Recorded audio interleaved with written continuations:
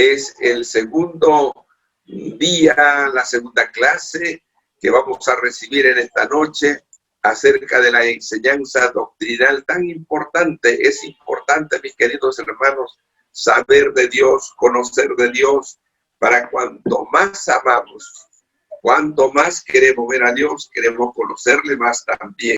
Buenas noches, hermanos, amigos y todos los que estamos conectados por este medio a través de este importante tiempo que vamos a tener de estudio de la palabra de Dios.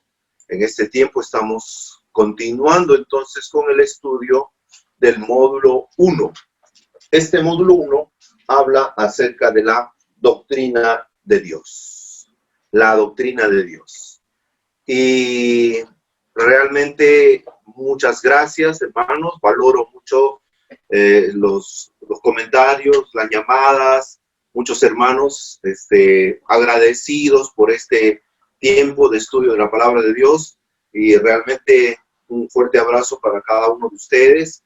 Creo que la gloria y la honra es para nuestro Señor Jesucristo, que dentro de los planes del Espíritu Santo precisamente está el de ser edificados, que todos nos edifiquemos, que todos crezcamos en el conocimiento de Él, en el conocimiento de sus planes, de los objetivos, del propósito de Dios para con cada uno de nosotros.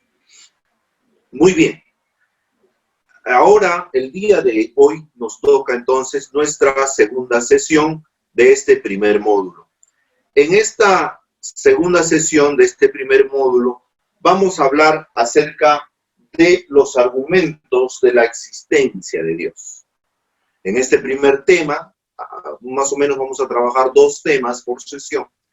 En este primer tema, vamos a abarcar acerca de los argumentos de la existencia de Dios. Como bien lo hemos referido en la semana pasada, en la primera sesión, la Biblia desde un inicio así de arranque da por sobreentendido y de manera directa que Dios es Dios, de que hay un solo Dios.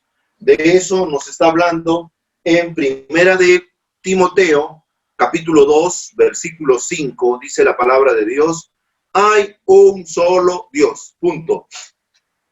Listo, con eso comienza la Biblia. Y también en Génesis capítulo 1, versículo 1, también la Biblia nos habla de que en el principio creó Dios, punto.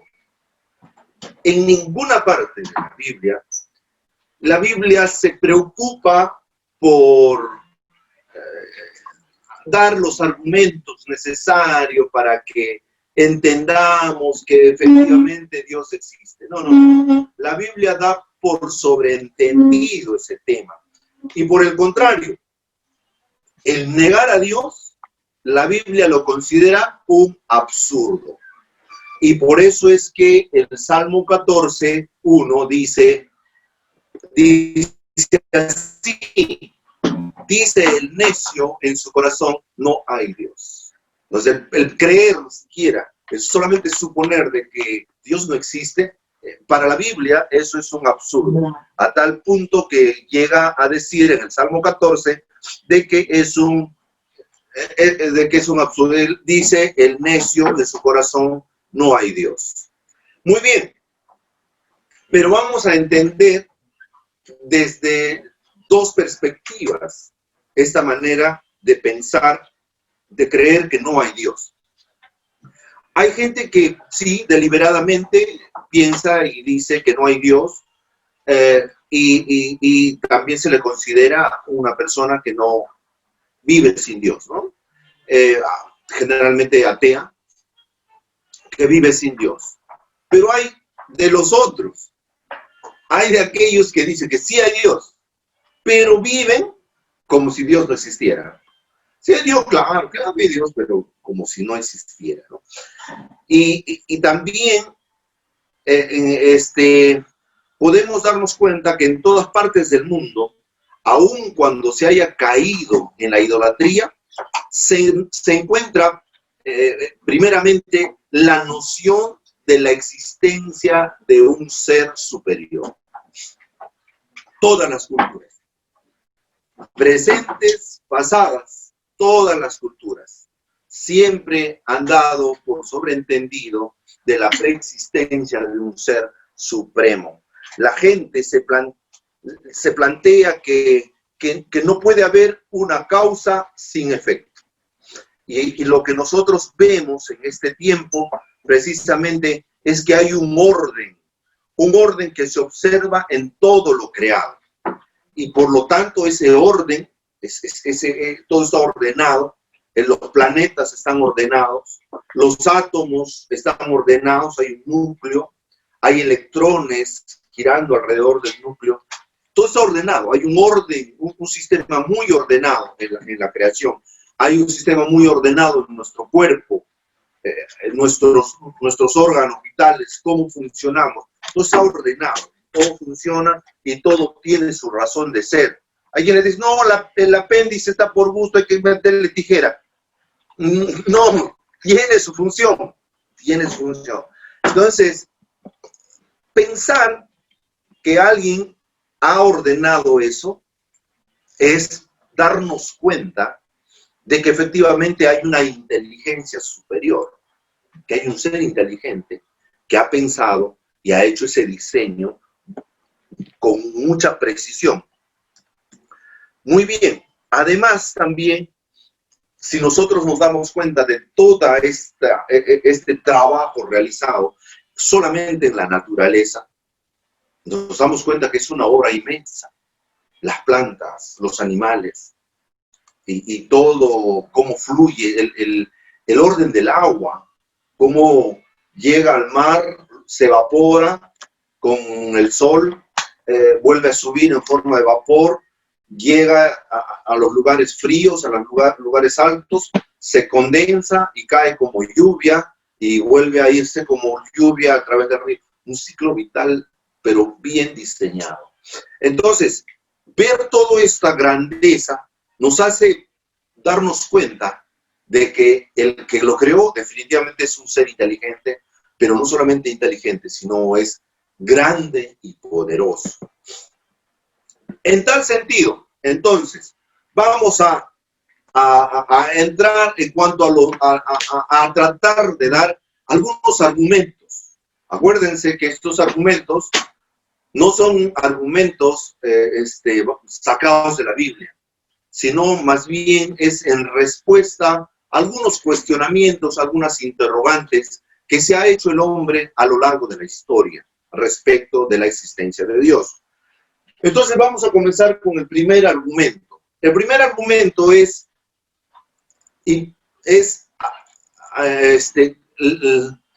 desde el punto de partida del razonamiento humano, del razonamiento filosófico.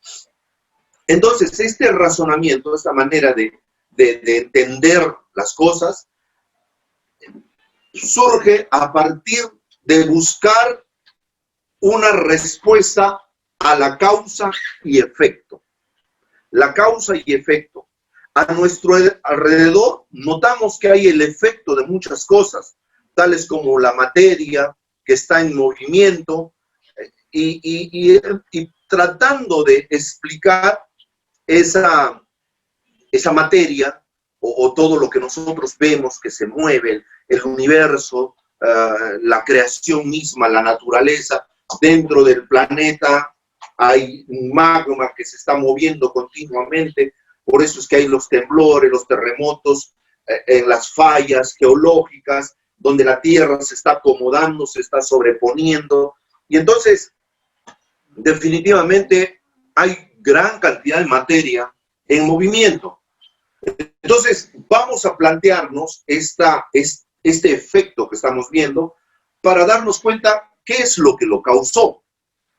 Entonces hay un primer momento de tratar de entender qué es lo que causó eso, de dónde salió todo lo que nosotros vemos hoy día. Y hay una primera explicación de que ha existido eternamente. De ahí que la idea de que la materia no se crea ni se destruye, sino que está siempre ahí, siempre ha estado presente. Entonces, nosotros podemos decir de que siempre ha estado ahí la materia, y solamente es que se ha ido acomodando con el paso del tiempo. Lo cual es el argumento que nosotros podemos dar para rebatir esa teoría, es que, al contrario, toda la evidencia, todo el estudio que es realizado, estudios serios que se han realizado para entender y conocer la materia y todo lo que hay evidencias de que todo lo que nosotros podemos tocar, toda la creación, está en un proceso de desgaste continuo. Todo en el universo se está desgastando. Y esto está de acuerdo a la segunda ley de la termodinámica. ¿Qué es esta segunda ley de la termodinámica? Que nos está diciendo que todo va en un proceso de deterioro. No es que la materia se está mejorando o está haciéndose cada vez mejor y más fuerte, está evolucionando. No, está involucionando. Todo lo que nosotros podemos entender es que hay un desgaste continuo. Por ejemplo, el Sol, las estrellas, están en un desgaste continuo. Hay una gran cantidad de pérdida de energía. Están perdiendo gran cantidad de energía las estrellas y el Sol en todo el universo. Entonces, ¿qué nos hace entender esto? Esto nos está haciendo entender de que en algún momento se va a agotar. ¿Y qué nos está mostrando? De que esto empezó, que tuvo que tener un inicio, que tuvo que tener un principio. No es que se va mejorando, no, sino empezó, pero ya está agotándose. Está en caída libre. De eso podemos darnos cuenta que también muchos materiales radioactivos están perdiendo su radiación, están dejando de ser nocivos, así peligrosamente nocivos. ¿Por qué? Porque están perdiendo su radiación. Entonces, todos estos estudios espectrográficos de las estrellas muestran que todos los cuerpos están viajando del centro hacia afuera, Entonces están yéndose, se están expandiendo. ¿Y qué nos da a entender? De que hubo un inicio. Entonces, esta teoría que plantea de que siempre existió, de que eternamente ha existido la materia que nosotros podemos ver, esta queda obsoleta. Queda sin ningún fundamento. Vamos a ver ahora otra forma de entender este razonamiento. Y dice que no es que haya existido, sino que en algún momento surgió. ¿Pero de dónde surgió? Bueno, de la nada. Surgió simplemente de la nada. Estuvo la nada ahí y plum, surgió. Lo cual no tiene sentido. No tiene razón. ¿Qué produce la nada? La nada va a producir nada. O sea, no tiene fundamento. Una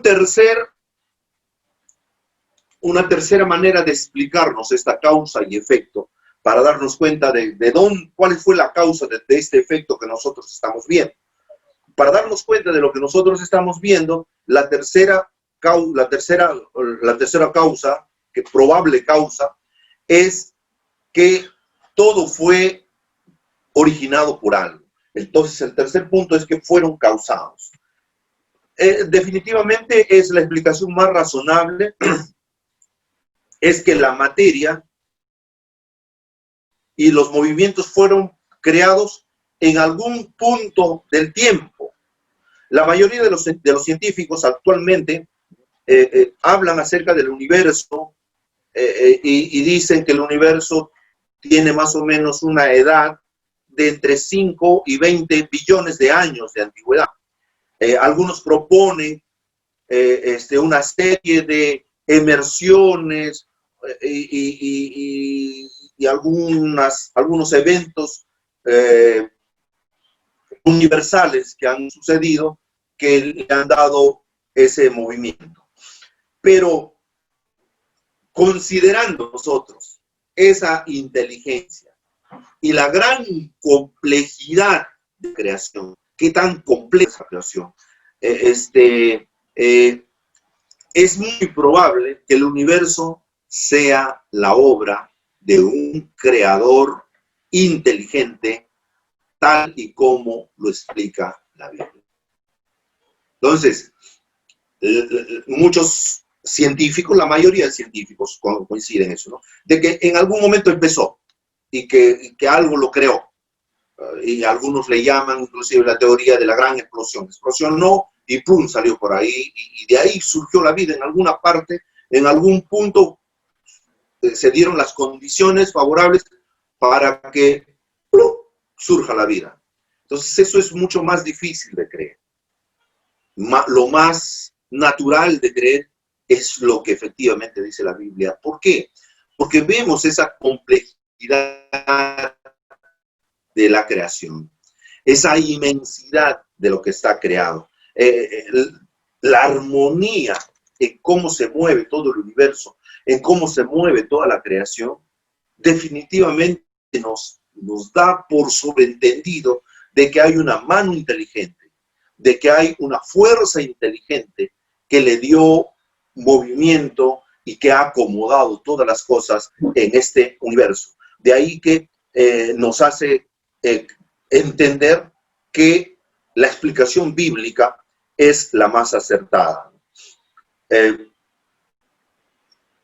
Otra fase de este argumento del razonamiento es que el hombre tiene un conocimiento innato de Dios. O sea, lo que hablábamos antes, ¿no? La semana pasada me parece que hablábamos acerca de que psicólogos que no creen en Dios, a propósito de esta ideología de género que están tratando de imponernos, la argumentación que tiene dice, por alguna extraña razón dice, todos los niños en el universo nacen con una tendencia a creer en un ser superior. Y de ahí ellos dicen, eso tenemos que borrar de su mente, de sus corazones. ¿Para qué? Para que podamos vivir, dicen ellos, en armonía y ser tolerantes y entender todas las aberraciones que propone la ideología de género. Pero lo que nos interesa entender es que ellos mismos, a través de muchos estudios que son absolutamente innegables, reconocen de que el ser humano, todo niño que nace, todo ser humano, desde su nacimiento, siempre tiene la tendencia de acercarse a Dios, de conocer a Dios. Tiene una noción innata de Dios. Tiene una noción así primigenia de Dios. Entonces, la evidencia de que el ser humano ahí internamente tiene ese conocimiento de Dios, esa evidencia se encuentra en la creencia universal de un ser supremo de algún tipo. Escasamente puede encontrarse una tribu que no tenga fe en algo. No existe. Todas las culturas, todas las tribus más remotas siempre han tenido un Dios a quien servir. Han adorado a la serpiente.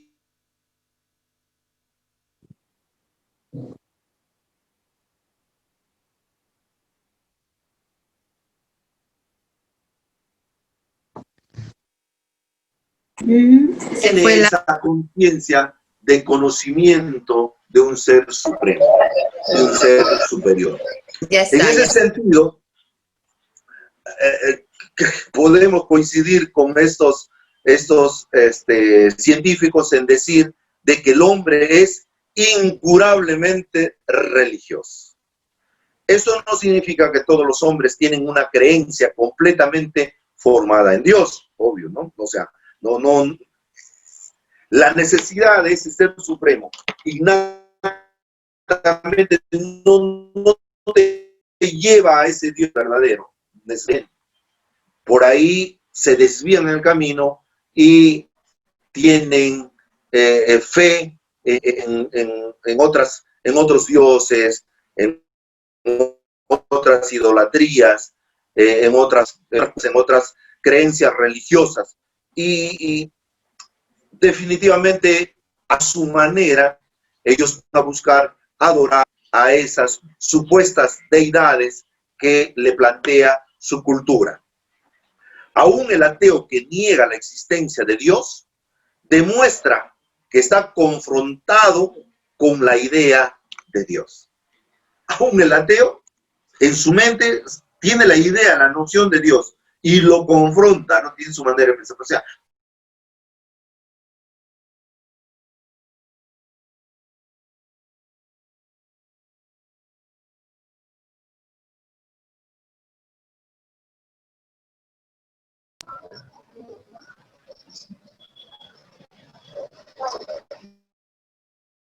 y lo puede tener como novedad para sus mesas, porque si bien es cierto, se está utilizando bastante distinto, pero muy bien, entonces eso es desde la perspectiva, entonces, al momento de razonar cómo hacemos para explicar a Dios, la existencia de Dios. Entonces hemos visto esos temas del razonamiento humano. Sino el segundo argumento que vamos a entender es acerca de la naturaleza. Muy bien. Para casi todo encontramos un propósito designado en la naturaleza.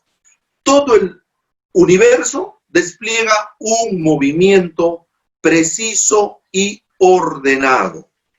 Todas las cosas parecen tener un balance en el universo. Siempre hay un balance. Siempre hay un balance. La lluvia, las estaciones del año. Las estaciones del año, ese balance que nos plantea el universo. Todo en la naturaleza tiene un balance. La Tierra está inclinada sobre su eje con relación al Sol y de ese modo provee las estaciones y la mejor distribución de luz y calor durante el año de una manera equitativa. Va distribuyendo en el hemisferio norte, luego en el hemisferio sur, y luego se produce verano en el norte, invierno en el sur, luego se mueven y de esa manera, entonces hay armonía. Todo hay un movimiento armonioso. La composición química de la atmósfera está en balance ideal con la vida animal y vegetal. La proporción de tierra, de agua en la superficie terrestre proporciona la lluvia y la humedad correcta. Vientos, corrientes marinas proveen aire acondicionado y tibias líneas costeras. Bendiciones tales como los sonidos musicales para los oídos, la belleza del color, muestran un diseño que no necesita mayor explicación. Es un diseño maravilloso, ¿no? Podemos mirar hacia donde veamos, vamos a ver una armonía maravillosa en la misma naturaleza. Entonces, ahora vamos a ver qué dice la Biblia al respecto. Miren, el Salmo 94, versículo 9, que dice: el que hizo el oído no oirá, el que formó el ojo no verá, el que castiga a las naciones no reprenderá. Entonces lo que nos está diciendo la Biblia es reafirmar lo que cada uno de nosotros estamos pensando. Ahorita que estamos imaginándonos, ¿verdad? Mirando en nuestra imaginación sus paisajes, mirando en nuestra imaginación el mar, las olas, los peces, el ciclo de la vida de los peces, realmente nos maravillamos y decimos, wow, de verdad, ¿no? Y entonces el Salmo también nos ayuda a meditar un poco más y nos dice, oye, el que ha creado el ojo, no mirará. El que ha creado el oído, no oirá. O sea, lo que nos está diciendo es que, o sea, todo esto que tú ves, efectivamente ha tenido su causa en un ser definitivamente maravilloso, grande y soberano. Número 3, de eso nos habla la naturaleza. La naturaleza definitivamente nos habla y nos dice, sí, existe alguien superior, soberano, grande, maravilloso. El tercer argumento parte desde la perspectiva de la historia. La historia. El fundamento interesante en la historia es básicamente la divina providencia. Históricamente se ha visto determinados asuntos que escapan a la explicación humana. Por ejemplo, hay que entender de que el hombre siempre ha tenido una tendencia hacia lo malo. Hemos visto a través de la historia gobernantes que han sido particularmente muy malos, perversos, pero siempre ha habido otro grupo de personas que se ha mantenido en un balance de lo bueno. Siempre se ha mantenido en el balance de lo bueno. Y siempre ha habido esa lucha. Hay mucha gente que empezó bueno, pero una vez que llegó al poder se convirtió en malo, en tirano. Pero eso no hizo de que todos se conviertan en tiranos. No, siempre lo bueno ha estado paralelo, siempre lo bueno se ha tratado de enfrentarse y ha tratado de luchar en contra del mal. Y en esa lucha de poderes siempre ha estado inmersa la divina providencia, la mano de Dios. Ahora, nosotros que ya somos cristianos evangélicos y entendemos la Biblia, a ese mover histórico le vamos a dar una explicación. ¿Por qué surge toda esa pelea entre el bien y el mal? ¿De dónde sale esa lucha constante? Y entonces la Biblia nos explica perfectamente cuál es el curso, el devenir histórico de la lucha del bien y el mal. Y el mal entra con Satanás precisamente cuando engaña a Adán y a Eva ahí en el huerto de Edén. Y a partir de ahí surgen dos posturas. Los descendientes de Caín, que van a ser una línea de maldición. De ahí surge Babilonia y todas las culturas paganas, pero también surge una línea de bendición en el otro hijo de Adán, que es Set. Y entonces continúa y surge una línea de bendición.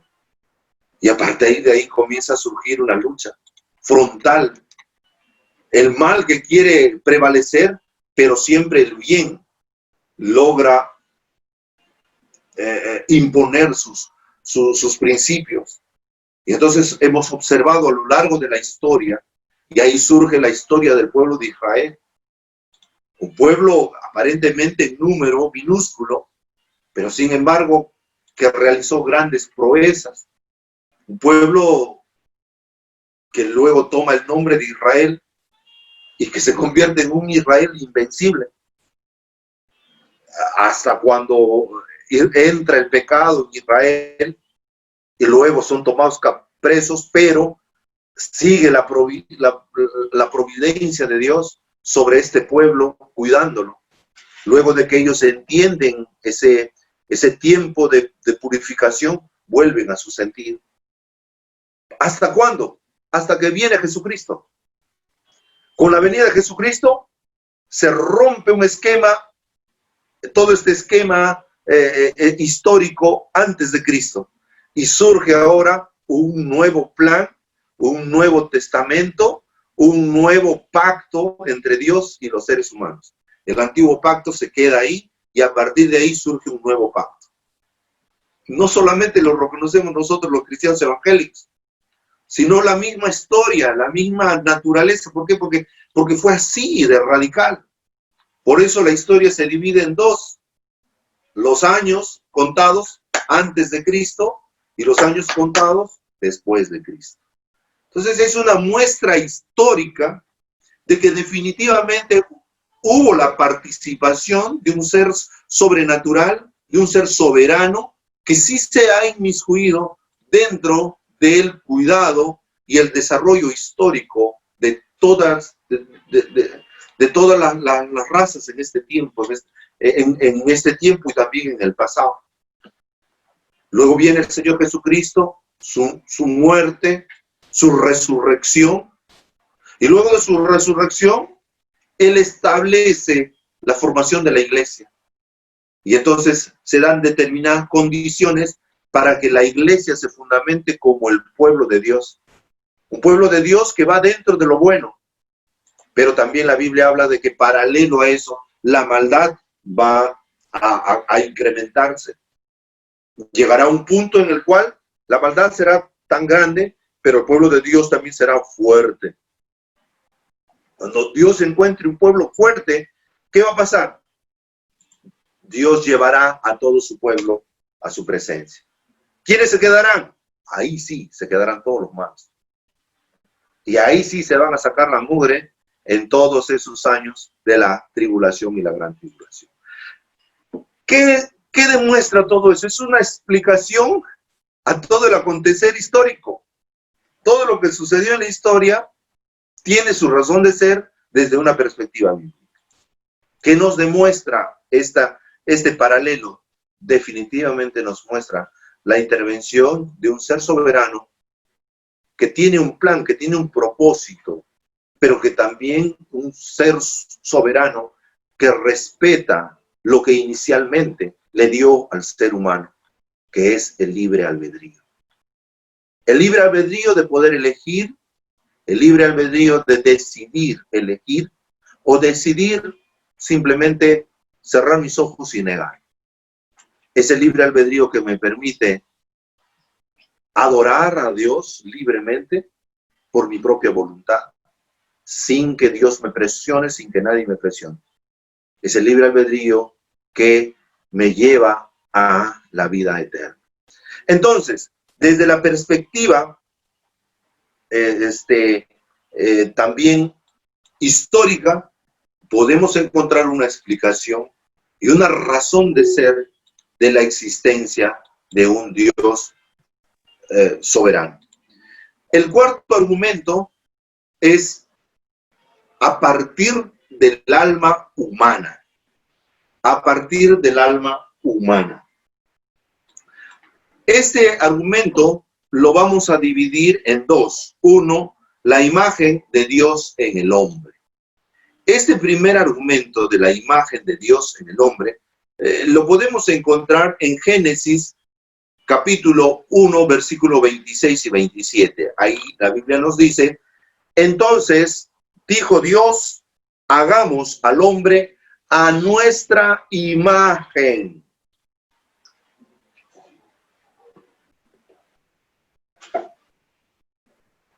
Y luego dice, conforme a nuestra semejanza. Y ahí señoré en los peces del mar, en las aves de los cielos, en las bestias, en toda la tierra, en todo animal que se arrastra sobre la tierra. Y creó Dios al hombre a su imagen. A imagen de Dios los creó. Varón y hembra los creó. Entonces, podemos entender este primer punto de que la imagen de Dios en el hombre. Tenemos, el ser humano de todas maneras tiene dentro de sí esa imagen. No debemos buscar la imagen de Dios en el hombre físico. porque Dios es espíritu. Eso vamos a partir así de arranque. No es físicamente, ¿no? Sino básicamente es desde la perspectiva espiritual. Juan 4:24 nos dice de que Dios es espíritu. Pero Colosenses capítulo 3, versículo 10 nos dice lo siguiente: y revestido del nuevo hombre, el cual conforme a la imagen del que lo creó, se va renovando. ¿Ves? O sea, ¿cuál es esa imagen? Eso que está dentro de nosotros. Dice que antes éramos como éramos. Los que hemos recibido a Jesucristo como nuestro Señor y Salvador, sabemos de que a partir de que hemos recibido a Jesucristo hubo un cambio nosotros. Antes teníamos determinados vicios. Nos gustaba de repente fumar, nos gustaba de repente tomar, nos gustaba de repente las fiestas, y de pronto, y muchas veces hemos querido dejar esos hábitos pecaminosos por nuestra propia cuenta. Diciendo, oh, ya no tomo más, ya, ahora sí no voy a tomar. No. Pero llegaba viernes y otra vez. Pero cuando venimos a Cristo, ahí hay un cambio radical. Ahí hay un cambio absoluto. Y por eso dice la Biblia, tienes que dejar ese viejo hombre quedarse allá. Y te tienes que revestir en el nuevo.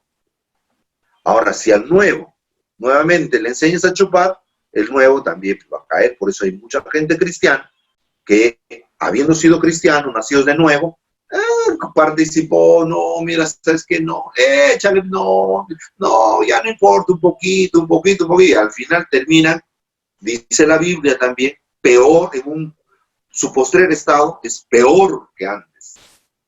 Y hay muchos testimonios, malísimos por cierto, de que dice, oye, ese cristiano, cuando ha vuelto a ser pecador, ahora es peor que antes. Y eso es una realidad que no lo podemos negar, pero sí, es posible darse. Pero este pasaje nos está hablando precisamente de esa imagen. Esa imagen de Dios no es un aspecto físico, sino es algo interno, ese cambio. Esa es la imagen de Dios, que tenemos que revestirnos de esa imagen de Dios. Muy bien. Entonces, en Romanos capítulo 2, versículo 15, dice la Biblia, mostrando la obra de la ley escrita en los corazones. Romanos capítulo 6 dice, Romanos capítulo 2, versículo, a ver si me ayudan, Romanos está ahí, a ver, Romanos capítulo 2, versículo 15, dice la Biblia, mostrando la obra de la ley escrita en sus corazones, dando testimonio su conciencia y acusándoles o defendiéndoles sus razonamientos. Hasta ahí nomás. Esa parte es la que queremos analizar.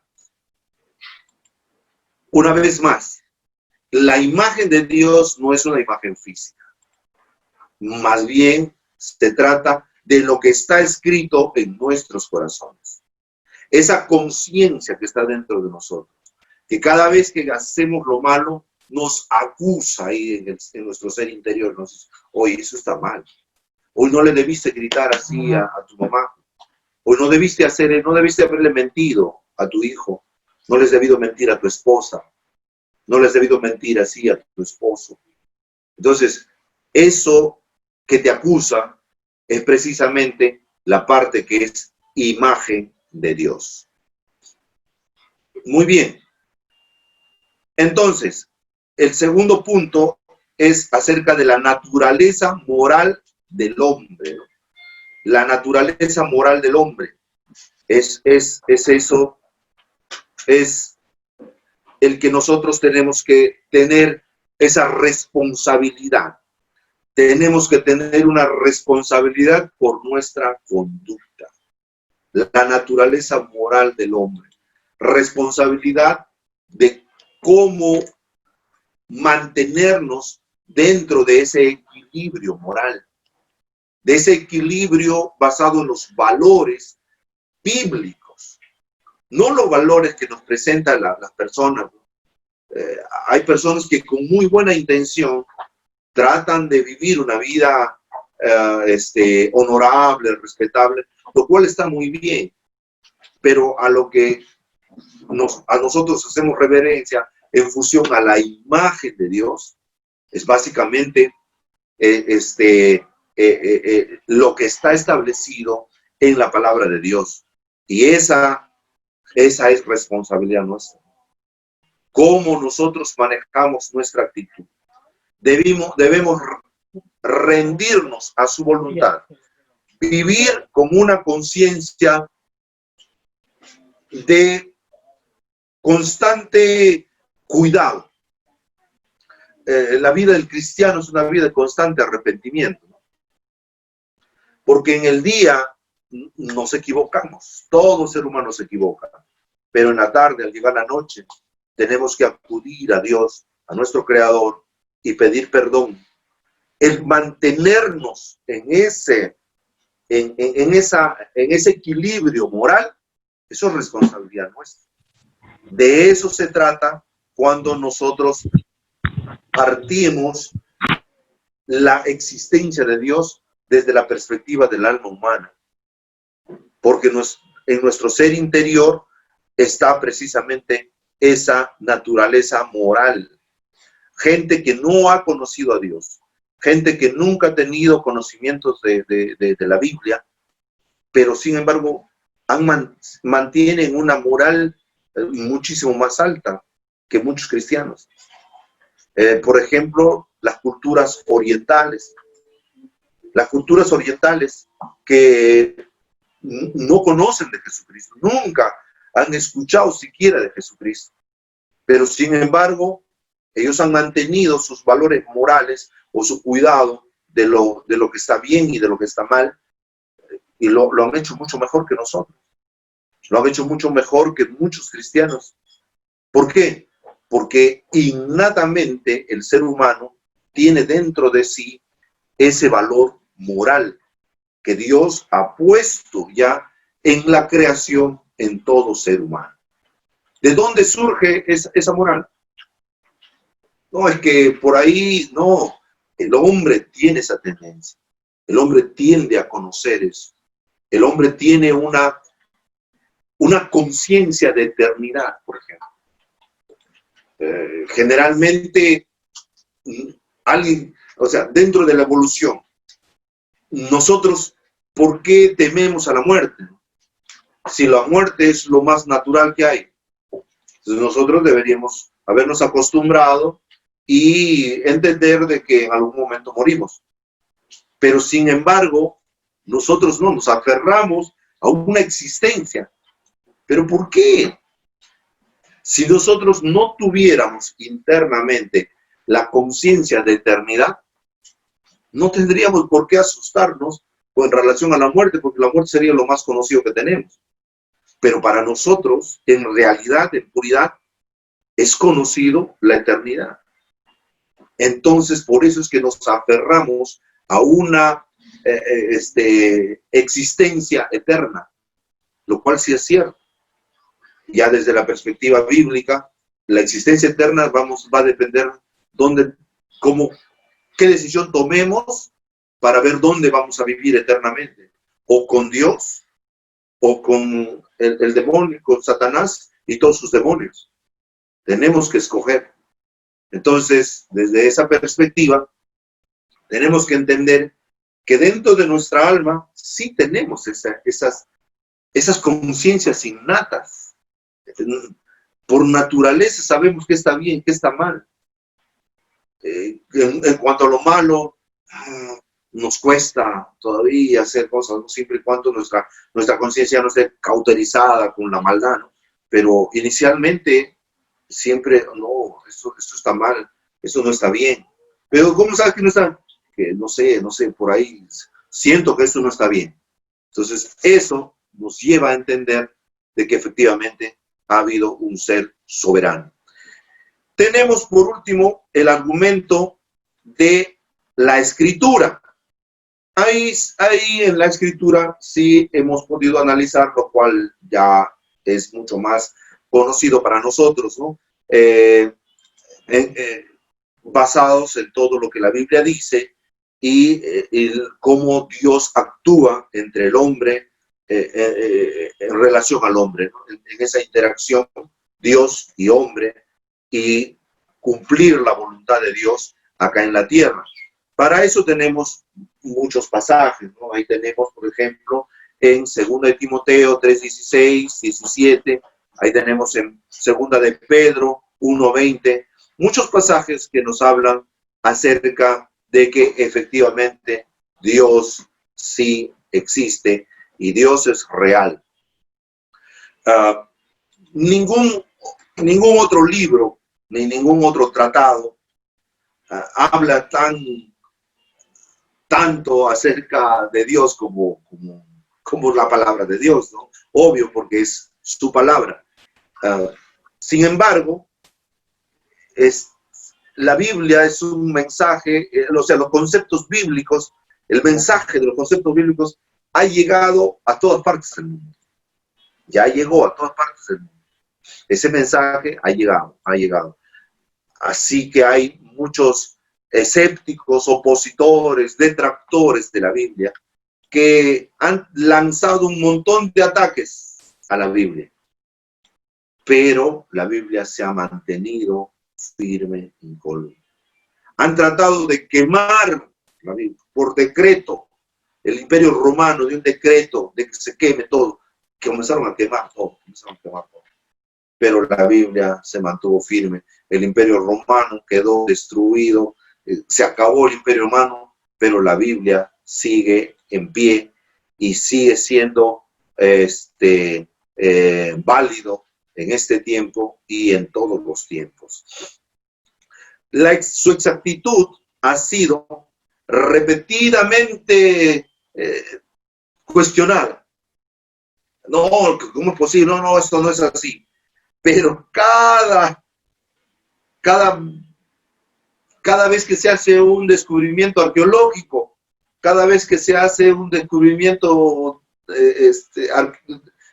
los arqueólogos encuentran tumbas y lo único que hacen es confirmar la existencia de todo lo que la Biblia ha consignado en la Biblia. La existencia del pueblo de Dios en Egipto con Faraón, y todo eso es simplemente verificado a través de la historia, a través de restos arqueológicos. Por eso es que, según por ejemplo acá Albright dice, nada que tienda a estorbar la fe religiosa judía o cristiana ha sido descubierto. Descubrimiento tras descubrimiento ha establecido la exactitud de innumerables detalles y ha traído incrementado reconocimiento al valor de la Biblia como un libro de recurso de la historia. Bueno, un historiador, Albright, le dice, ¿sabes qué? No hemos descubierto nada. Con todo lo que hemos hecho en Egipto, en todo Medio Oriente, esas grandes ruinas, no hemos descubierto nada. Lo único que hacemos es confirmar y verificar todo lo que ya está detallado en la Biblia. Hermanos, esa exactitud nos tiene que decir algo. Nos tiene que decir de que definitivamente hay un Dios. Nos tiene que decir que definitivamente Dios está pendiente de nosotros. Que Dios es el artífice de nuestra historia, de nuestro quehacer, de nuestro constante vivir. Muchas veces queremos vivir la vida a nuestra manera, pero no es así. Justamente Dios ha establecido su palabra para que nosotros encontremos el camino, y el camino es Jesucristo. En ese sentido, nos damos cuenta de que por donde nosotros veamos, vamos a darnos cuenta si somos objetivos, ¿no?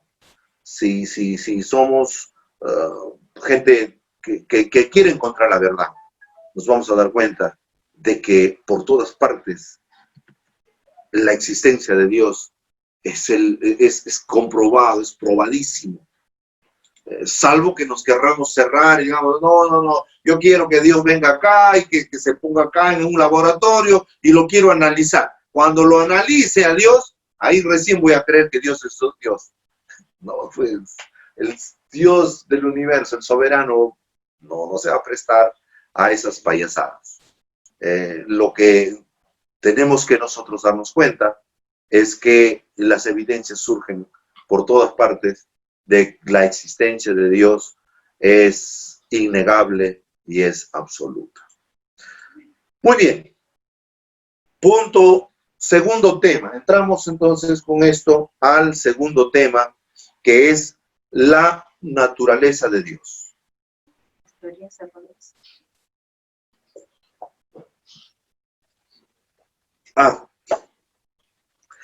Sí, antes de pasar a la naturaleza de Dios, es cierto, ¿verdad? Queremos hacer acá como un paréntesis. Este es un tema que nos ayuda a darnos cuenta de que efectivamente han habido unas teorías que se han desviado del camino, que han tratado de explicar a Dios, pero que en realidad se han desviado del camino, ¿no?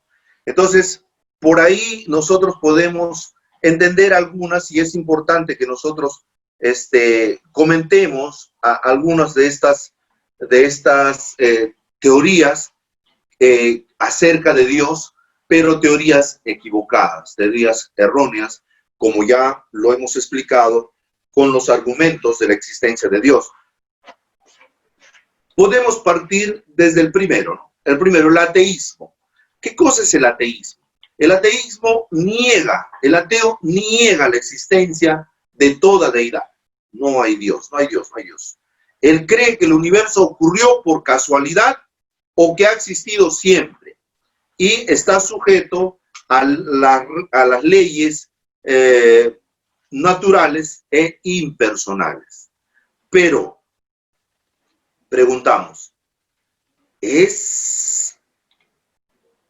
¿realmente es razonable el hombre terrestre que niega la existencia de un creador del universo, cuya vasta expansión no puede explorar más allá de lo que una hormiga podría conocer respecto de una casa? O sea, ¿cómo podemos hacer un análisis de un Dios del universo? ¿Cómo una hormiga podría hacer una explicación de todo lo que ocurre dentro de una casa de una persona? Es ese pretender, tratar de alcanzar algo que está fuera de nuestro alcance. Entonces, el ateo pretende eso.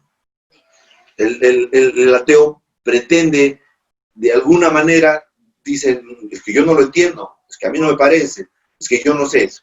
Es que hay cosas que no la va a entender porque no alcanza su perspectiva. De ahí que necesitamos ese apoyo en la Biblia para poder conocer y comenzar a tener una explicación de muchas cosas que no podemos entender de manera natural.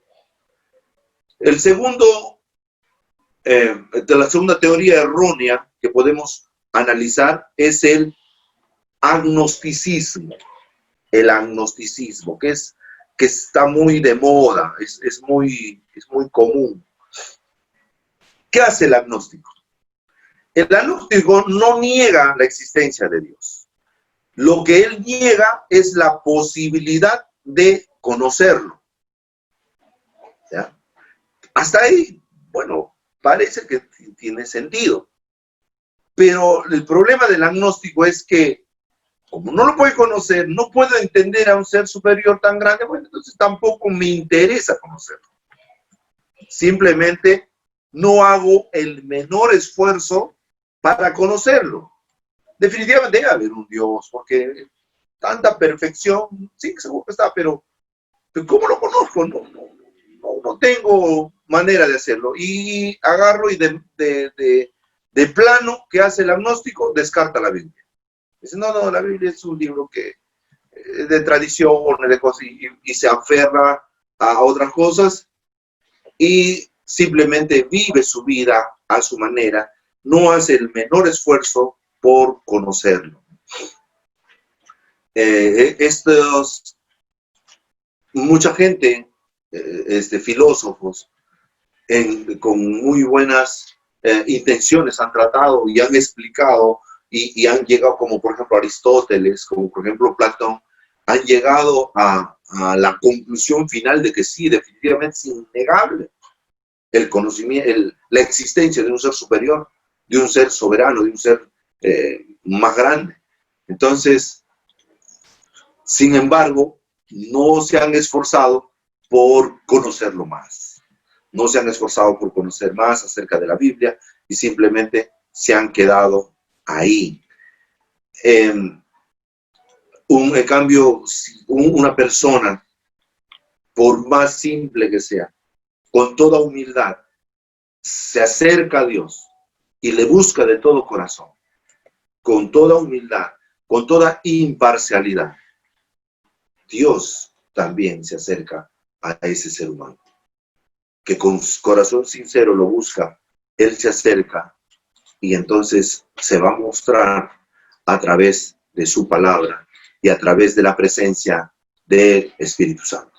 Pero el agnóstico, ¿qué hace? Dice, no, tampoco me interesa, no hace ningún esfuerzo por conocer a Dios. Número 3, el materialismo. ¿Qué cosa es el materialismo? El materialismo niega la existencia de todo lo espiritual, de todo el mundo espiritual. Para él, la realidad solamente es la materia en movimiento, nada más. La materia se crea, pero no se destruye. Ni se crea ni se destruye, solamente existe. La materia ni se crea ni se destruye, la materia siempre ha estado y siempre va a estar. Pero darnos cuenta desde la perspectiva del materialista, simplemente escapa toda la parte anímica del hombre, todo lo moral del hombre, todo el entendimiento del bien y del mal. Simplemente no hay manera de que lo explique. Simplemente se quedó en lo material, pero hay muchas facetas del ser humano que ameritan un análisis un poco más detallado y mucho más responsable. El materialista siempre dice, no, a mí lo que me interesa es la materia. Bueno, el sentimientos, las reacciones humanas no hay, no me interesa, no me interesa el cielo, no me interesa el infierno, no me interesa nada de eso, solamente la materia y por lo tanto vive como vidas. Entonces es un poco irresponsable en cuanto a las relaciones humanas, en cuanto a entender el por qué sucede la variación emocional en el ser humano, lo bueno y lo malo en las relaciones humanas. Entonces, eso es otro error, es una teoría errónea acerca de Dios, este materialismo. Tenemos también otro que es el panteísmo. ¿Qué es el panteísmo? A través del panteísmo se dice de que Dios es simplemente la naturaleza, de que Dios es lo natural, la madre naturaleza, ¿no? El universo. Espera, siento la vibración del universo. El universo está ahí. Entonces, ¿qué hace el panteísta? El panteísta despersonifica a Dios. Dios no es una persona, sino Dios es una existencia nada más. Es la energía universal. Y lo cual llama mucho la atención. Vemos que eso está muy de moda. Vemos que hay mucha gente de repente con fama. Entre ellos tenemos gente, artistas, actores de la televisión, actores de Hollywood, determinados personajes que sienten que hay algo que está en el universo y sienten esa vibra y hay buenas vibras, ¿no? Entonces, por eso podemos escuchar alguna frase desde la perspectiva bíblica, una frase irresponsable que dice, que parece, suena bonito, ¿eh? Dice, me encuentro más cerca de Dios cuando estoy en el campo que estar dentro de una iglesia. Dentro de la iglesia hay mucha gente con malas vibras, pero cuando yo estoy en el campo, donde suenan las aves del campo y están las plantas, los árboles, ahí es donde yo me siento mucho más cerca de Dios que estando en una iglesia. ¡Wow! Aplaudimos, vemos, suena bonito, ¿no? Suena, ¡wow! Profundo. Pero en realidad, lo que está diciendo es panteísmo puro. ¿Qué hace el panteísmo? Te aleja del Dios verdadero y te lleva a una falsa percepción de la naturaleza, una falsa percepción del universo y de todo lo que hay. Entonces ahí vemos otra errónea manera de acercarse a Dios, ¿no? Eso es el panteísmo. Tenemos también el politeísmo. Y esto es la unión de dos palabras griegas, ¿no? Poli, que significa muchos, y teos, que significa Dios. Politeísmo son muchos dioses. La creencia de que no hay un solo Dios, de que hay muchos dioses, ¿no? Entonces hay el Dios del amor, el Dios de la fuerza, el Dios de todo. Entonces podemos ver la mejor ejemplo, por ejemplo, en la cultura hindú. En el pueblo hindú hay un determinado templo que tiene más de 5,000 dioses. Entonces tú vas y le adoras al Dios que más te parezca, ¿no? Entonces adoras a uno, al otro, al otro. Hay un templo donde hay un montón de dioses ahí. Entonces tú vas y buscas el Dios que mejor te convenga. Entonces el Dios de la plata, el Dios del amor, el Dios de los hijos, el Dios de la frutilla, etc.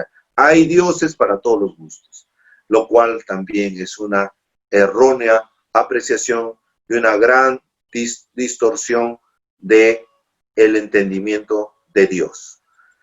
Y hay otro que es el deísmo. El deísta cree en un Dios trascendente pero ausente. Sí hay Dios. Es muy parecido al agnóstico, ¿no? Que existe, pero que está ausente. No está acá. Pero es tan grande, tan grande que no pierde su tiempo con nosotros, porque él está muy ocupado en todo el universo. En determinado momento te va a hablar, ¿no? Pero eso no va a ser todos los días. O sea, no estés esperando que Dios sea todos los días. Dios es grande, pero Él está ausente. Niega la naturaleza pecadora del hombre y por lo tanto su necesidad de expiación o redención. Entonces, entiende que hay un Dios, pero que es un Dios de amor. Es un Dios maravilloso, ¿no? Entonces, Dios, paz y amor, paz y amor. Sí, claro, hay un Dios, vive como quieras, ¿no? Porque al fin y al cabo morimos y todos nos vamos al paraíso y la vida continúa porque Dios es bueno. Dios es bueno, no, el infierno, entonces eso se han inventado para asustarte, para que a los niños, tomen su sopa, ¿no? Y le dices al niño, te vas a ir al infierno si no tomas su sopa. Para eso es, ¿no? Entonces, el deísta piensa eso, el deísta piensa de que Dios siempre va a estar con ellos y Dios siempre está ahí, pues puedes vivir una mala vida, engañar a tu esposa, dejar a tus hijos tirados, ¿no? Pero siempre Dios está ahí, Dios es bueno, Dios es bueno. Eso es la forma de percepción deísta. Muy bien. Y finalmente, ahora tenemos lo que es el dualismo. ¿Qué cosa es el dualismo? El dualismo habla acerca de la gran pelea entre dos reyes. Hay una gran lucha entre el bien y el mal, entre Dios y Satanás, entre el cielo y el infierno, entre los buenos y los malos. Son dos reinos poderosos que se pelean y que a veces gana el infierno, y entonces pasan 100 años, 200 años, y entonces se recupera sus fuerzas Dios, y se junta nuevamente su ejército y le hace la pelea. Y ahí están peleando todo el tiempo. Entonces, eso es el dualismo, y lo cual no es bíblico. Usan los argumentos bíblicos, sí es cierto, pero no es así. La Biblia no nos muestra la confrontación de dos reinos de igual jerarquía. La Biblia nos muestra una lucha, pero no es horizontal. La lucha es vertical. Dios está por sobre todo. Satanás y todos sus demonios no le hacen ni cosquilla a Dios. No hay la posibilidad de una agresión de Satanás hacia Dios. No es imposible, es hacia abajo. Y acá entre medio, efectivamente, el ser humano. Y mucho más abajo, Satanás. Entonces, la perspectiva bíblica es que Satanás está tratando de ganarse, engañando a los seres humanos para llevárselo para abajo. Eso sí.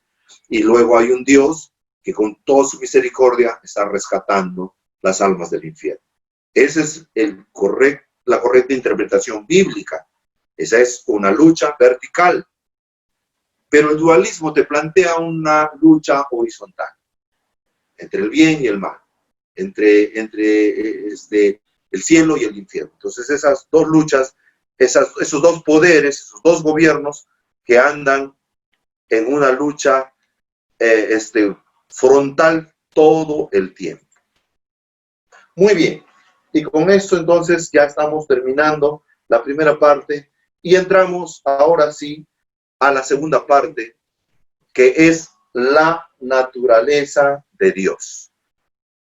Muy bien, respecto a la naturaleza de Dios, vamos a partir entendiendo de que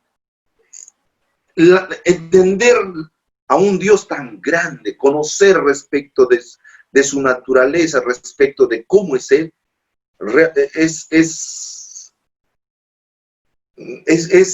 en la práctica muy difícil desde una perspectiva personal. La naturaleza de Dios sí la vamos a conocer a través de lo que dice la Biblia, de la forma como Dios se ha revelado a nosotros. Dios entonces ha revelado mucho de su naturaleza. ¿Para qué? Para que nosotros le conozcamos, le rindamos culto a Él y le rindamos alabanza y adoración en tanto y en cuanto nosotros podamos conocer cuál es su naturaleza. Y entonces, desde esta perspectiva, empezamos a ver que en Romanos capítulo 11, versículo 33 dice: ¿quién puede definir la naturaleza y la esencia del Dios infinito? Realmente, ahí en Romanos 11:33 es clarísimo al señalar de que su naturaleza sobrepasa nuestra comprensión, sobrepasa nuestro entendimiento. Y en Primera de Reyes dice: los cielos de los cielos no te pueden contener. Oye, si los cielos de los cielos no lo pueden contener a Él, nosotros ¿cómo podemos conocer su naturaleza? Entonces pareciera que es una tarea absolutamente difícil. Sin embargo, Él se muestra. Y la primera esencia de su naturaleza es que Dios es espíritu. Dios es espíritu. Eso sí, ahí directamente en Juan capítulo 4, versículo 8 dice, Dios es espíritu. Y eso lo vamos a ver desde dos perspectivas. Una primera perspectiva es que hay una afirmación en la Escritura. Es un aspecto positivo de afirmación en la Escritura de que Él es espíritu. Y por eso vemos en Juan 1:18, a Dios nadie lo vio jamás. El unigénito Hijo que está en el seno del Padre, Él le ha dado a conocer. Nadie le ha visto a Dios. ¿Por qué? Porque Él es espíritu. Dios es espíritu. Mateo 28:20 dice, y he aquí, yo estoy con vosotros todos los días hasta el fin del mundo. ¿Cómo podría alguien limitado por el aspecto físico estar en todas partes? En Mateo 18:20 dice, porque donde están 2 o 3 congregados en mi nombre, ahí en medio estoy yo. En Hebreos 13:5 dice, no te desampararé ni te dejaré, nos dice Hebreos 13:5. Al respecto de que Dios es espíritu, es clarísimo, Dios es espíritu. Pero hay un aspecto que lo llamamos un aspecto no corporal, pero que no está localizado. Y hay un aspecto que nos trae determinados problemas. Por ejemplo, hay una primera parte que nosotros podemos entender de que a Dios le ponen, hay unos versículos que Dios se presenta teniendo ojos, teniendo oídos, teniendo brazos. Por ejemplo, en Isaías 52, en el Salmo 34, y ustedes también han escuchado eso, de que Dios oye nuestras oraciones, Dios mira, Dios nos ve, entonces Dios tiene oídos, Dios tiene ojos. Esto en el estudio teológico se llama el antropomorfismo. Antropomorfismo. ¿Qué significa? ¿Que Dios efectivamente tiene ojos, que Dios efectivamente tiene oídos? No, lo que significa es que las escrituras están siendo condescendientes con nuestra limitación, con nuestra percepción. Por eso es que le atribuyen a Dios, figurativamente hablando, le atribuyen a Dios oídos. ¿Para qué? Para que nosotros podamos estar seguros de que Él nos escucha. O un brazo para ayudarnos. ¿Para qué? Para que entendamos de que Dios sí quiere ayudarnos y tiene un brazo para ayudarnos.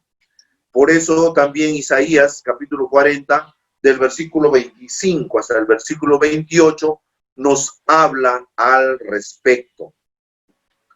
Otro asunto que nosotros podemos ver y podemos pensar que hay un problemita por ahí,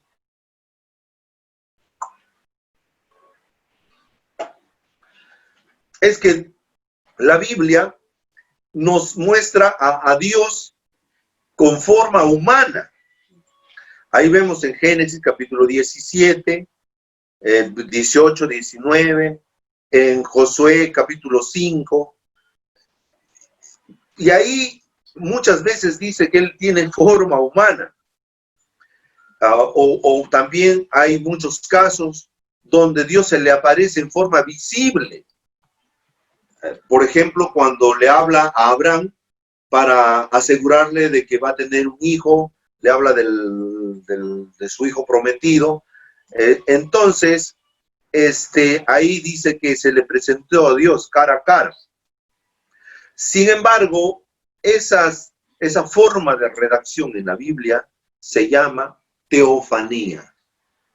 Teofanías, son teofanías que no contradicen la naturaleza espiritual de Dios, sino que muy por el contrario se presenta delante de nosotros con una determinada forma que es sincera y que es amigable y es muy, muy personal. Es un trato personal, es un Dios grande del universo tratando de acercarse a nosotros y decirnos, oye, yo quiero tener una relación contigo y me muestro así como tú me quieres ver. Y quiero que tengas esa relación y esa confianza que nosotros podamos tener. Sin embargo, también cuando Jesús, hay un detalle que sí es importante notar, cuando nuestro Señor Jesucristo resucita, Él estuvo 40 días con todos sus discípulos. Él estuvo con todos sus discípulos de lo más tranquilo, con toda tranquilidad, y todos lo veían con el mismo cuerpo. Pero era un cuerpo que tenía determinadas particularidades. Era un cuerpo que no estaba sujeto a leyes espirituales. Él desaparecía de un lugar, aparecía en otro, no pasaba las paredes, o sea, no había ese límite fijo. Pero comía, por ejemplo, tráigame pescado, trajo un pescado, comió un pescado, mostró las manos, la herida, le dijo, ven, Tomás, mete tu mano acá, y ahí está la herida. O sea, cuando Tomás le agarró, no le agarró la cicatriz, le agarró la herida, la mano. Le dijo, mete tu dedo acá en el hueco. Acá, mete tu dedo en el hueco. O sea, entonces, de todas maneras, cuando Jesús resucita, Él muestra otro cuerpo, que es el cuerpo glorificado. Pero la Biblia también nos dice que esa es la señal de que nosotros vamos a tener también ese cuerpo, porque Él es el primero, Él es la primicia de todo lo que va a suceder en nosotros. Nosotros en algún momento también moriremos, pero también seremos resucitados e iremos y viviremos con el Señor en la patria celestial. Pero no vamos a ir con este cuerpo, sino que vamos a tener otro cuerpo, pero va a ser un cuerpo más o menos que va a tener esta forma humana. Muy bien, entonces en ese sentido, nosotros podemos entender de que cuando la Biblia habla y que Dios se mostró en forma humana a determinadas personas en la Biblia, son teofanías, que más bien mostrándonos su gran amor, se quiere acercar a nosotros. Segundo aspecto de la naturaleza de Dios es que Dios es perfecto. Dios es perfecto. Mateo capítulo 5, versículo 48 dice, sed pues vosotros perfectos como vuestro Padre que está en los cielos es perfecto. Muy bien. En ese sentido, nosotros podemos entender que Dios es Dios. Y no hay ninguna contradicción en Dios. Si hubiera una mínima contradicción en Dios, Dios dejaría de ser Dios y Dios ya no sería Dios. Por eso es la perfección pura. O sea, eso es innato en él, tiene que ser así. Y es una condición, efectivamente, de que Dios sea Dios. Por eso es que decimos que Dios es perfecto. Y las Escrituras así lo afirman. Él es perfecto. La perfección de Dios es una de las más notorias y que se acepta con toda claridad y con toda seguridad, la perfección de Dios. Tercer aspecto de la naturaleza de Dios. Dios es personal. Acá sí es muy, muy interesante que nosotros podamos entender que Dios tiene sentimiento, tiene intelecto, tiene voluntad en sí misma. O sea, Dios es una persona. Dios es una persona. Es una persona que siente. Y en la Biblia vemos diversas facetas de sus sentimientos, de alguien que siente, tiene voluntad, porque él ha decidido, toma decisiones, decide realizar algo. Y tiene intelecto, porque él razona, él piensa y hace las cosas conforme a su razonamiento. Por eso es que se dice de que Dios es persona también, Él es personal. En las Sagradas Escrituras nos muestra acerca de un Dios que es el Dios creador del universo, pero al mismo tiempo es un Dios que reside dentro de su creación, preservándola y cuidándola como un Padre celestial. Entonces, Él se preocupa, Él hizo su creación y Él tiene responsabilidad por su creación, tiene el cuidado de su creación. Por eso es que vemos en Éxodo capítulo 3, versículo 14, dice, y respondió Dios a Moisés, yo soy el que soy. Amén. Y así dijo, y así dirás a los hijos de Israel, yo soy, me envió a vosotros. ¿Qué nos está diciendo? Ahí se está dando a conocer, le está diciendo su nombre.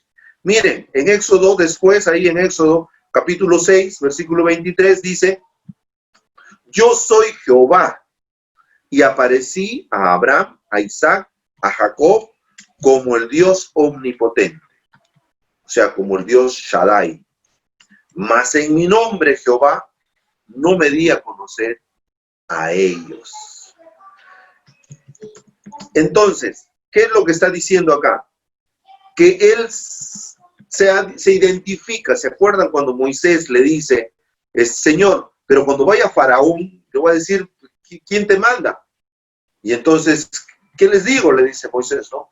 Y el Señor se muestra, se identifica. Dice, yo soy, te manda. Cuando tú le digas, cuando tú vayas a Él, tú le vas a decir, yo soy, me ha mandado a mí. Y entonces, en su infinito amor, Él se presenta de esa manera, como una persona. Yo soy.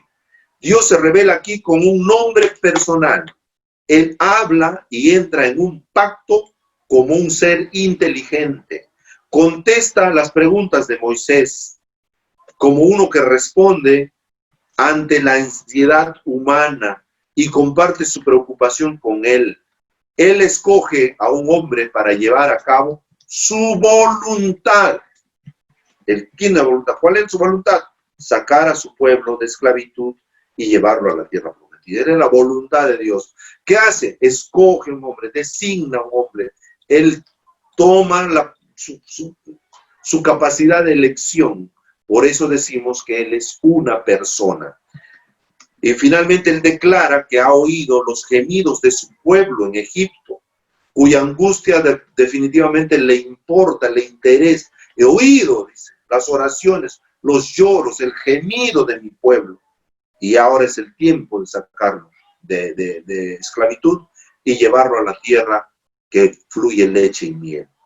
Este es un Dios personal, no solamente un alma impersonal del universo, no, es alguien personal que tiene sentimientos, que tiene voluntad, que tiene capacidad de sentir, de esperar algo.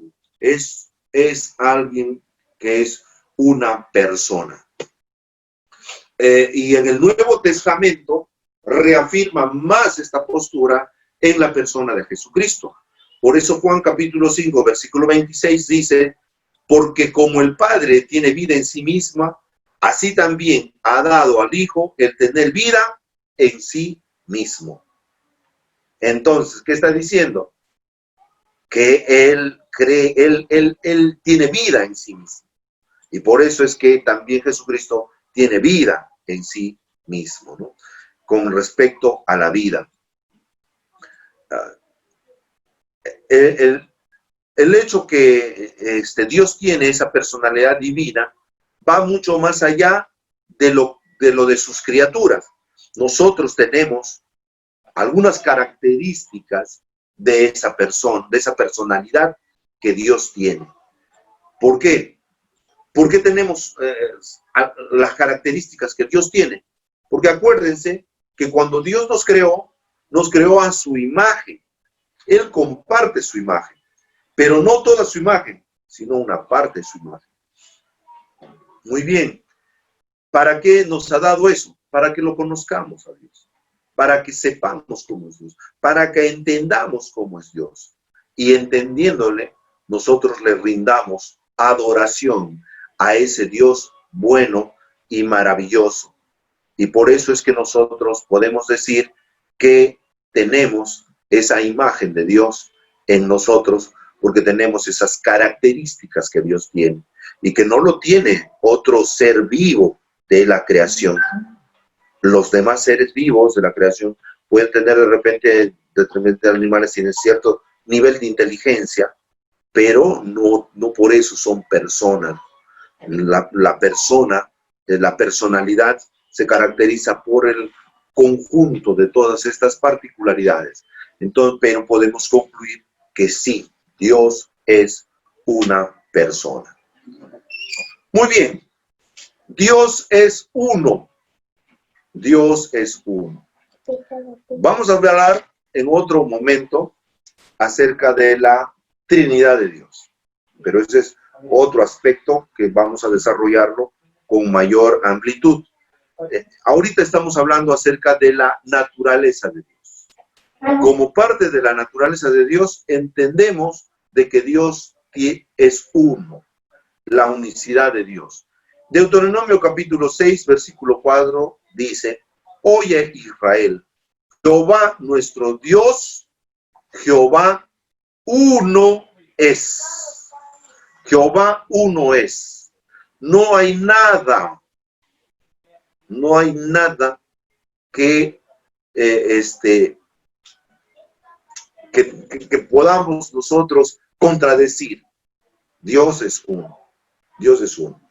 En Deuteronomio capítulo 6, versículo 14 dice: No andaréis en pos de dioses ajenos, de los dioses de los pueblos que están en vuestros contornos.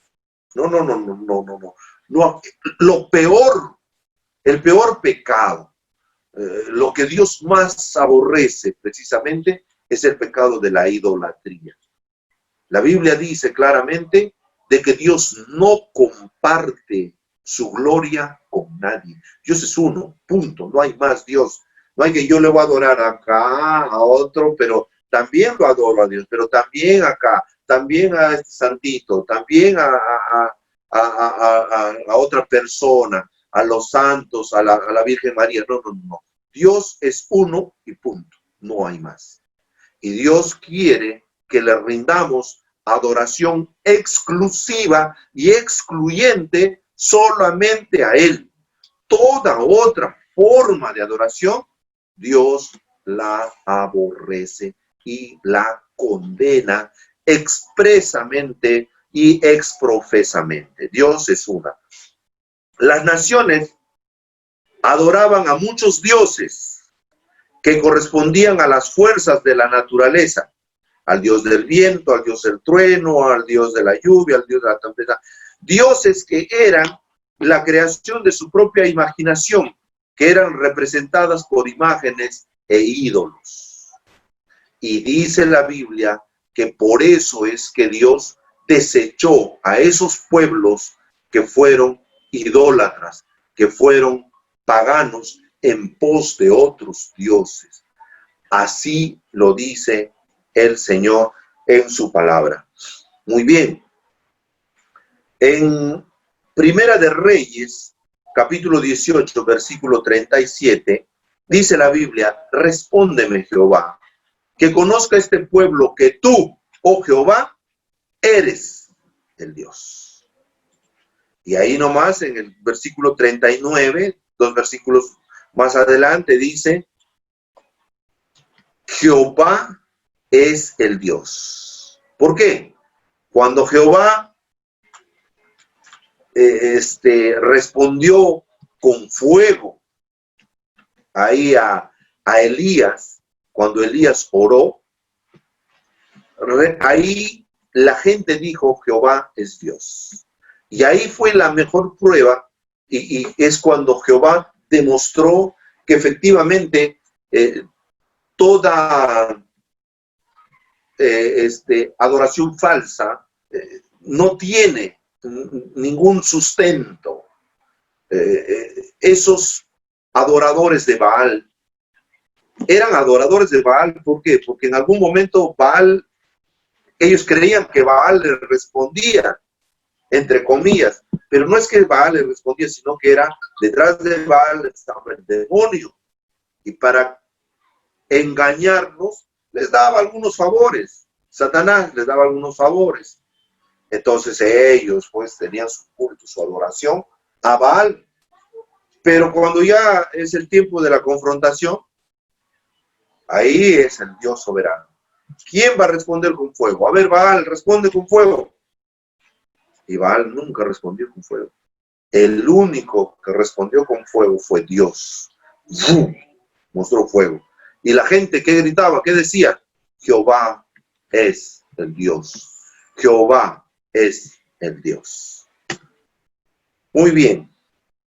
Podemos ver en Isaías capítulo 44, versículo 6, dice: así dice Jehová, Rey de Israel: yo soy el primero y yo soy el postrero, y fuera de mí no hay Dios. No hay Dios. Proclamando la misma verdad, nuestro Señor Jesucristo dice en Juan capítulo 17, versículo 3, dice: esta es la vida eterna, que te conozcan a ti, el único Dios verdadero. Dios es uno, el único Dios verdadero, punto, no hay más. Juan 17:3. Y nuevamente lo reconfirma el apóstol Pablo más adelante en Primera de Tesalonicenses capítulo 1, versículo 9. Ahí dice: os convertisteis de los ídolos a Dios, para servir al Dios vivo y verdadero. Punto. Se acabó. No hay más. No hay más. Entonces nosotros tenemos que entender claramente de que ese concepto del politeísmo, de tener muchos dioses, es completamente erróneo. Solamente hay un solo Dios. Realmente el tema de la Trinidad, de que es un Dios, pero en tres personas, lo vamos a profundizar un poco más adelante. En este momento lo que tenemos que entender es la unicidad de Dios. Dios es tres, pero uno. Tres en uno. Y ese uno es porque es uno solo. Y adoramos a ese único Dios fiel y verdadero, que se manifiesta en la Trinidad. Dios Padre, Dios Hijo y Dios Espíritu.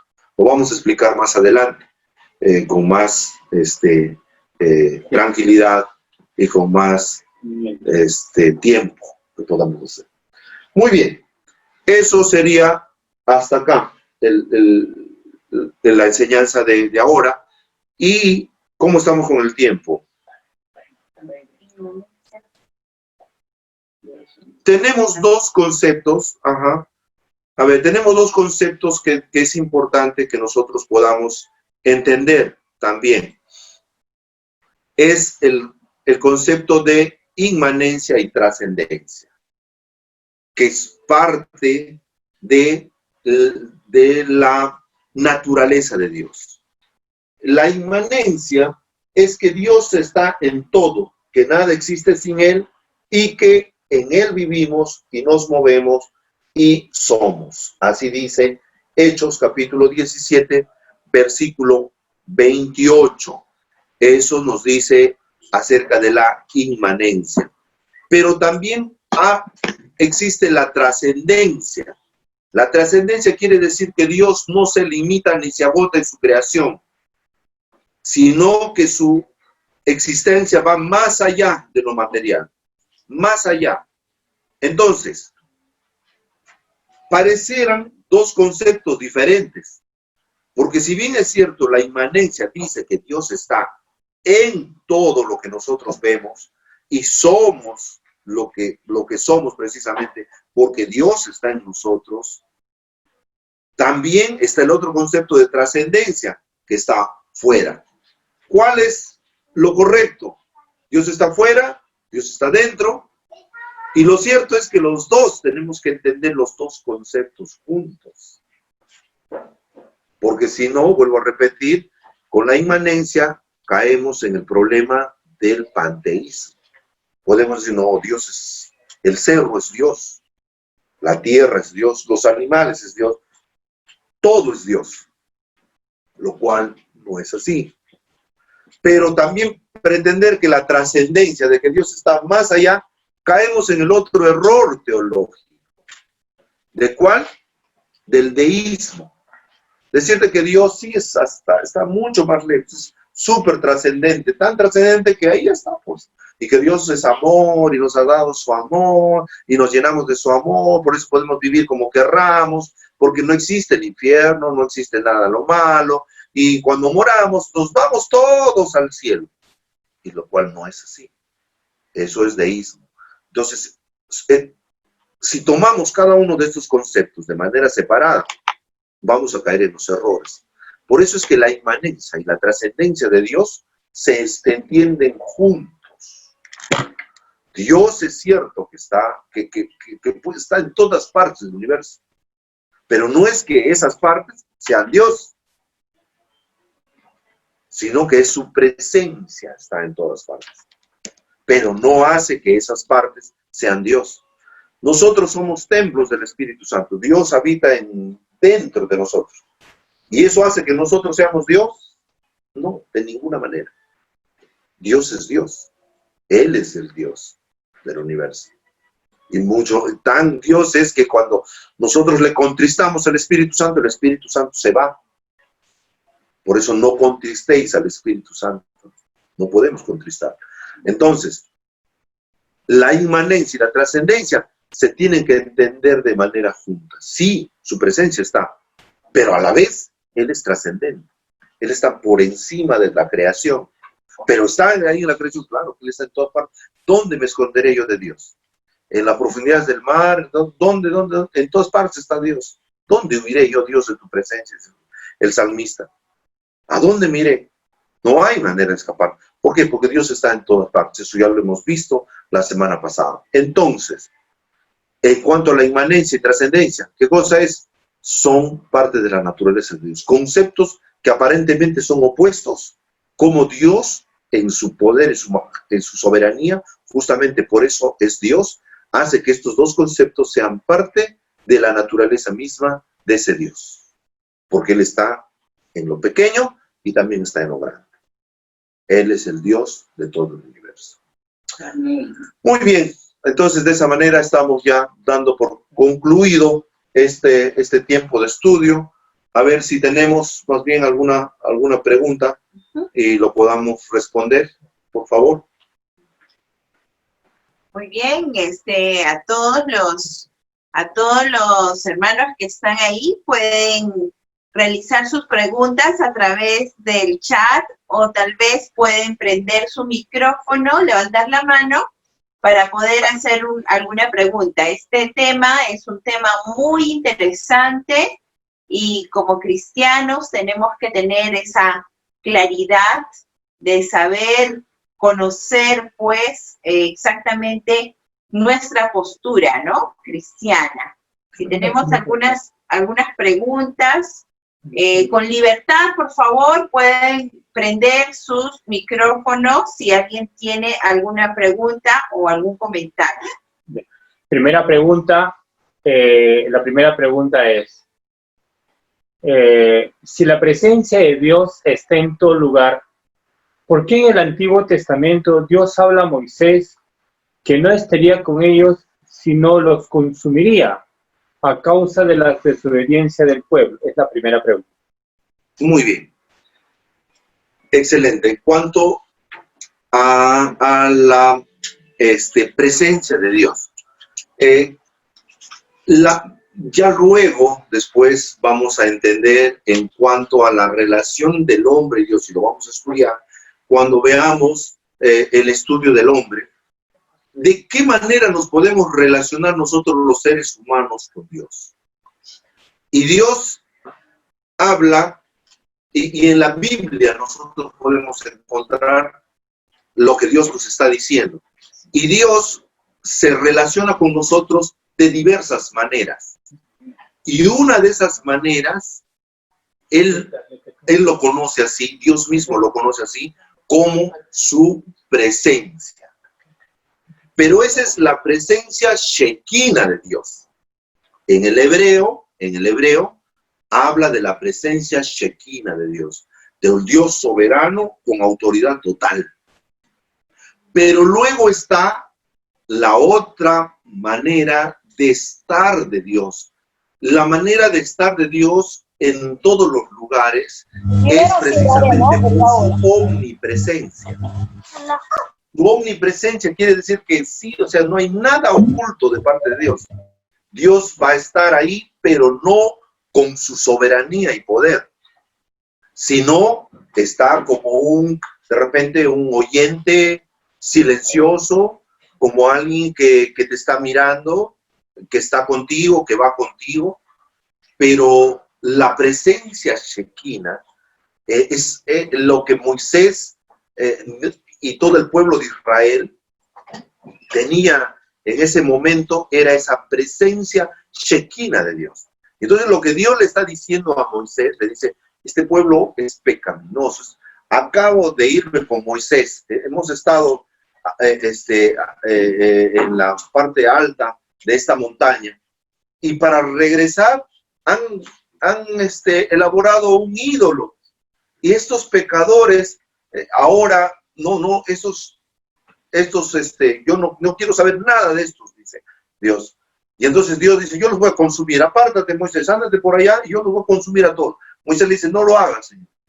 Ya le dice Moisés, muy bien, no lo voy a hacer, pero mi presencia no estará con ellos. Pero no está diciendo que ahí en esa parte justamente ya Dios no los va a mirar, no va a saber nada que está pasando. No. Dios está en todas partes con esa presencia de su omnipresencia. Pero la presencia Shekinah, la presencia gloriosa y poderosa de Dios, donde se manifiesta soberanamente su soberanía y su gobierno, ya no estaría con ellos, con un pueblo desobediente. Lo mismo ocurre en ese tiempo. Muchas veces nosotros entendemos y decimos, ¿qué pasó? Ya Dios no está conmigo. O sea, me voy a tomar, me voy a fiestas, juergueo, todo, pero hubo un tiempo que sí iba a la iglesia, pero ahora no voy, y ya no está Dios conmigo. O sea, ya no está la gloria de Dios conmigo. Pero Dios sabe qué me está pasando. Dios, o sea, su presencia omnipresente de Dios está en todas partes. ¿Estará en una discoteca, por ejemplo? Podemos preguntarnos en este tiempo, ¿no? ¿Estará en una presencia? Claro, su soberanía, su poder no está ahí. Su Shekinah no va a estar ahí. Pero Él sabe, Él está ahí. Él está en todas partes por su presencia en cuanto a su omnipresencia de Dios. Eso sería la respuesta.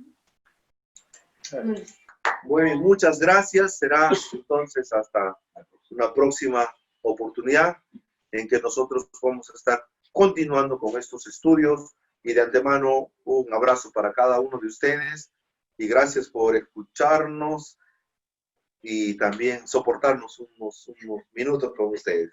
Dios los bendiga. Gracias.